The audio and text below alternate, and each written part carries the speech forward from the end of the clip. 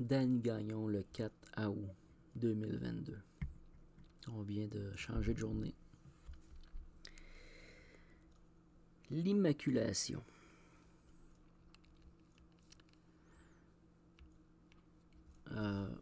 J'étais en train de laver, de ramasser, faire du ménage à l'extérieur. J'ai fini les jardins et je ramasse du tas que je fais du ménage, je me place un peu. Puis j'avais des clôtures blanches de métal un peu, puis on avait acheté ça pour faire une espèce d'enclos pour les enfants, parce que ma blonde voulait garder des enfants à la maison, puis on voulait limiter une certaine grandeur de terrain.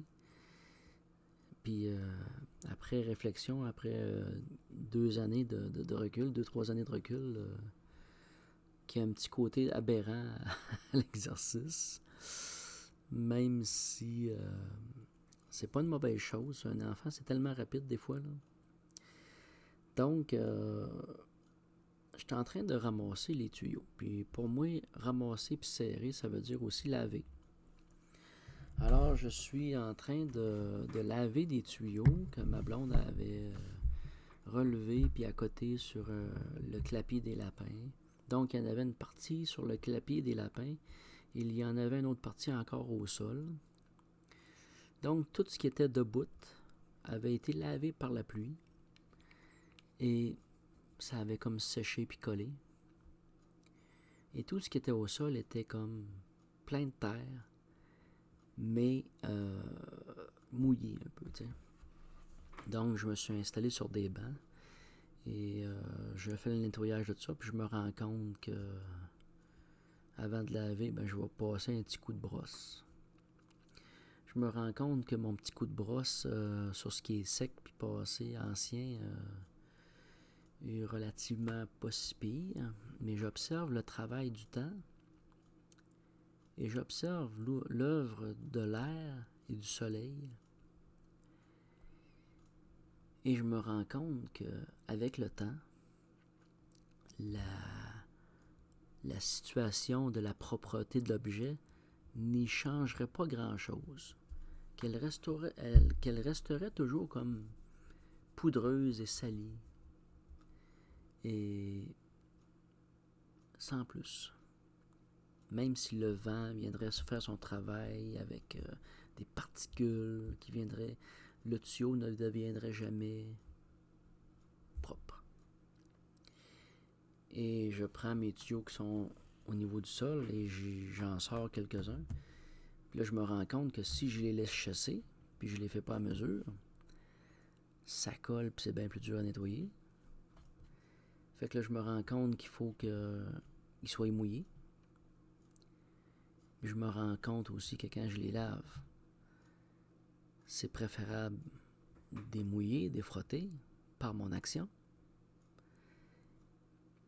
Puis je me rends compte que c'est pas mauvais qu'il y ait un petit côté poussiéreux, terreux, qui amène un petit côté abrasif à l'exercice de nettoyage et que ça accélère de beaucoup mon travail. Alors, je suis là devant mes tuyaux et j'observe l'exercice de laver le tuyau à l'eau et avec ce petit minéral-là, sablonneux, qui est en surface, et l'efficacité de l'exercice. Et là, je me vois dans ma douche avec mon bicarbonate de soude que je me lave, puis qui fait le même exercice. Et j'observe que ce lavage-là sur mon corps, je vois la transposition de l'exercice sur mes corps subtils. Je vois l'effet sur mes corps de me laver. Et je regarde le tuyau et j'observe l'immaculation de l'exercice. L'immaculation de l'eau, de l'effet de l'eau. Et sur les corps, sensible sur les corps subtils.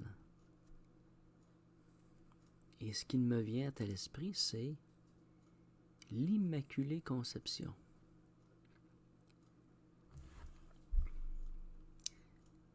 Puis là, je me laisse glisser dans l'exercice et j'observe que l'immaculation précède la conception. Que l'immaculation n'est pas après la conception, que l'immaculation précède la conception. Mais jusqu'où l'immaculation précède la conception? Alors j'observe une tradition. Et je repense à la vidéo que j'avais vue sur la Vierge Marie et sur la tradition essénienne de la Vierge Marie présentée par Guillaume Kézak. Et j'observe une tradition d'immaculation. Et j'observe, suite à la lecture du livre que je fais aussi, qui m'avait que Delphes était dans la lecture. On parlait de Delphes. Alors j'ai été voir Delphes. Et ce qui m'a marqué de Delphes, c'était la colonne avec les 3 danseuses, le chaudron et le nombril. Alors, avec l'aide de Florent, j'ai observé, et des Esséniens, j'ai observé que les 3 danseuses étaient la destinée. Que cette destinée avait l'effet d'un feu et que ce chaudron était un cubilo. Nous sommes devant l'expression alchimique d'une transformation ou d'une création à venir, du corps à venir, de créer ou de se créer un corps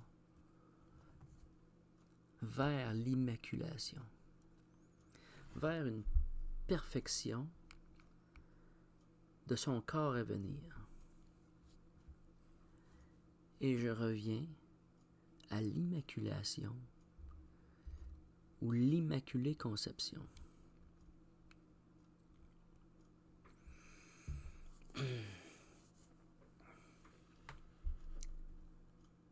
J'observe à travers l'immaculation le mouvement continu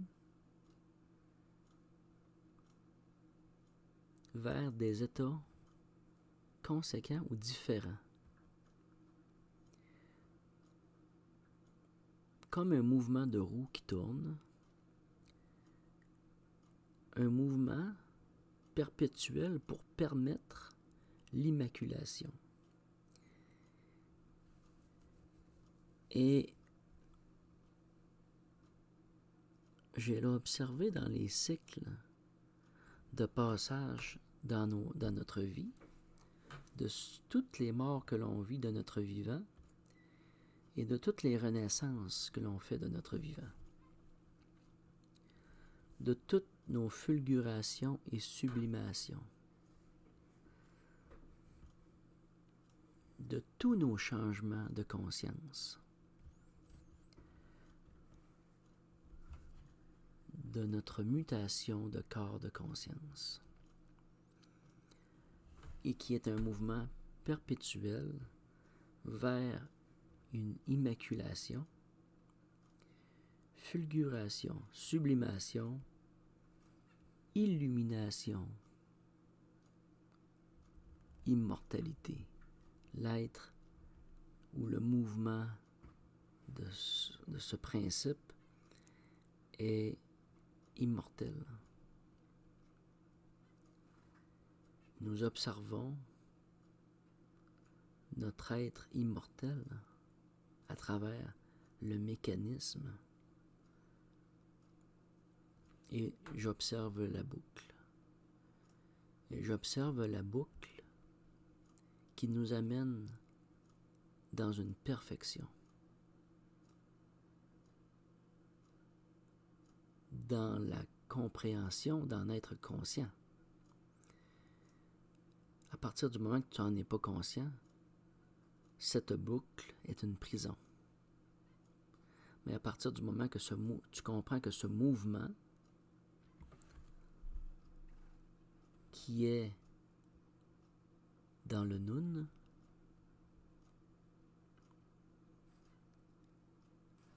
nous permet d'aller vers une perfection. Lorsque je parle du Nun, c'est l'océan primordial, d'où est né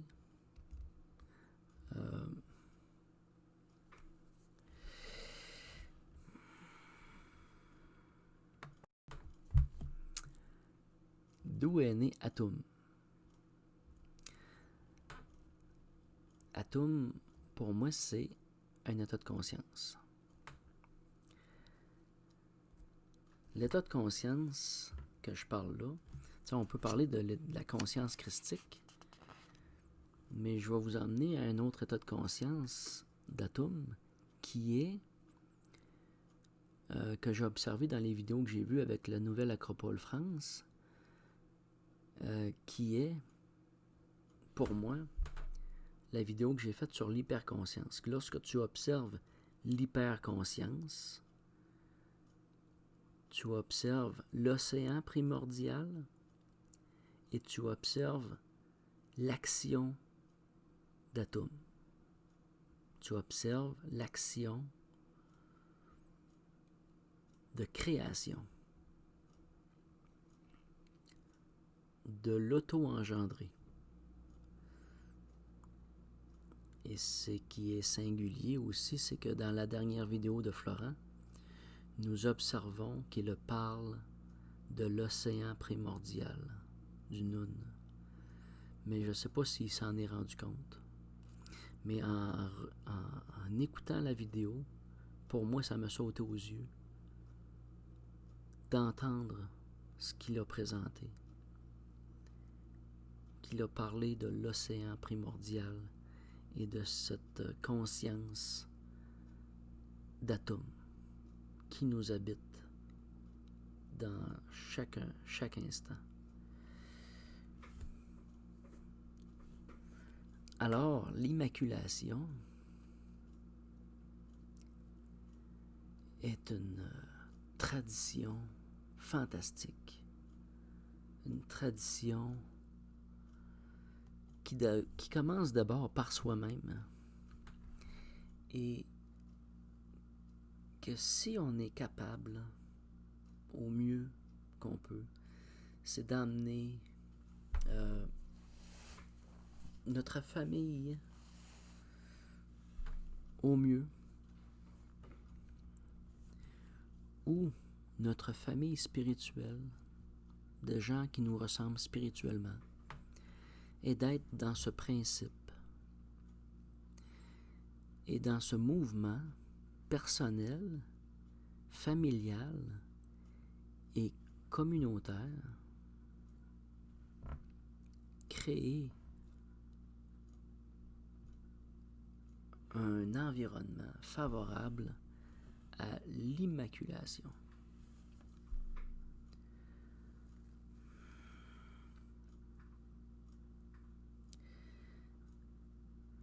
Donc, on comprend que l'immaculation est un principe de la mère, passe par la mère. La mère au niveau spirituel, mais la mère aussi au niveau physique, qu'on pourrait dire qu'elle est comme l'océan. L'océan, l'eau minéralisée, l'eau salée. Elle est l'effet de l'eau salée.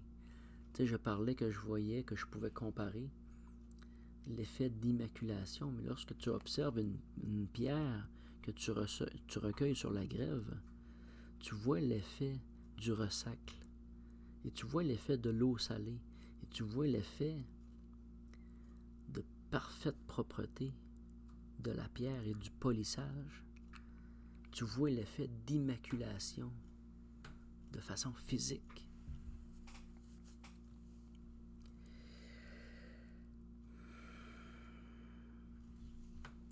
J'ai fait un soin ce matin.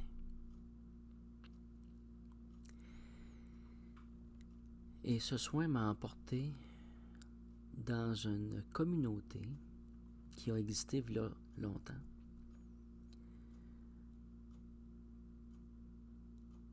Ce sont les chevaliers cathares. Ce sont les cathares. Donc, la personne était un brûlé. Je dirais un grand brûlé. Et ce qui m'a surpris particulièrement, mais je ne comprenais pas pourquoi, c'est que cette personne était, au niveau de son corps énergétique, était très développée de façon inexplicable. Et ce que j'ai vu comme information, c'est que la société cathare était dans le principe de l'immaculation, que les enfants qui naissaient dans la communauté ou la société cathare étaient dans les principes de l'immaculation et de la pureté des êtres. Pour, de façon singulière, à la fois d'être dans la boucle, pour l'immaculation, pour sortir de la boucle.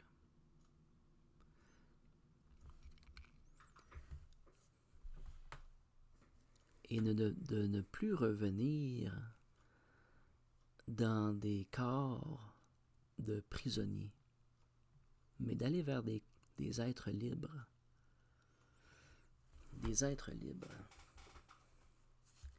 Je ne saurais dire jusqu'à quelle mesure, mais l'observation que j'ai faite, c'est que la personne faisait partie d'un cycle d'immaculation.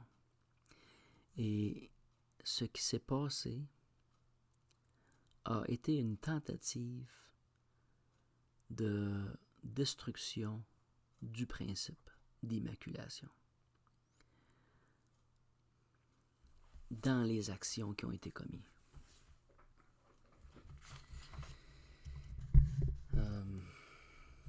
Une dernière observation sur l'immaculation, c'est que lorsqu'on observe un arbre, nous observons tous les principes de cette roue, de cet être immortel qui est dans un principe d'immaculation, de fulguration, de sublimation, puis d'immortalité.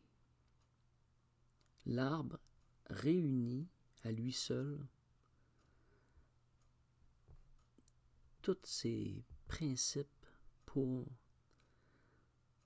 une expression physique de l'immortalité spirituelle, mais physique. C'est comme une perfection de la vie qui nous entoure. C'est fantastique. Et il y a une autre réflexion que je dois faire suite à ça. Ça ne sera pas tellement long. Donc, la dernière observation, ça concerne Zoroastre et principalement Ahura Mazda. L'existence qui possède la sagesse, l'existence intelligente, Ahura Mazda. Ahura Mazda est constitué de 6 particularités. La première, la justesse. La deuxième, la pensée juste. La troisième, la maîtrise de soi. La quatrième, la sérénité. La cinquième, l'évolution vers la perfection. Et la sixième, l'immortalité. Ces principes qui habitent ou qui forment Arwa Mazda sont pratiquement les mêmes principes ou les mêmes idées que j'ai parlé en rapport avec l'immaculation, ou plutôt avec la fulguration et la sublimation aussi, et qui nous amènent dans ce principe d'immaculation. On pourrait dire que Arwa Mazda est un principe d'immaculation.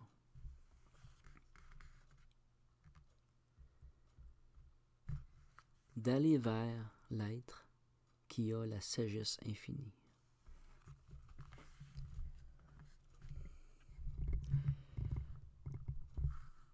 Je vais prendre le temps de faire une autre vidéo sur Zoroastre en rapport avec ça et l'alchimie elle-même, qui est derrière ça, parce que nous sommes devant une grande science alchimique de l'être qu'était Zoroastre. Alors, je vous remercie et je me dirige vers